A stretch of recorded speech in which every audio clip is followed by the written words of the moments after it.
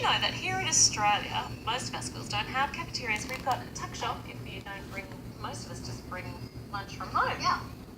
So do you know how a cafeteria works? And you have to choose, we need somebody to serve, and there's trays on the floor. So chips, hey? I'll just use chips. You cannot have just chips. You need to have a slightly more, a more rounded diet than that. Little girl's having a sausage. Yeah. And maybe some greens, yes. Greens are good for you. Are you just putting all chips on that plate? That's my plate. Your plate with 3 serves of chips. Okay. Now 4 serves of chips. Oh, Billy's going to get some drinks. Yep. Drinks. And 4 serves of chips are happening over here. And okay, drinks for everybody. That's very kind of you. Organise everyone's drinks. Would you like some ice cream? Yes, please. All right, let's have some ice cream. Okay. Wow. It's messy too. There are ice cream scoops everywhere. And there's money on the floor. And there's a flyer on the table.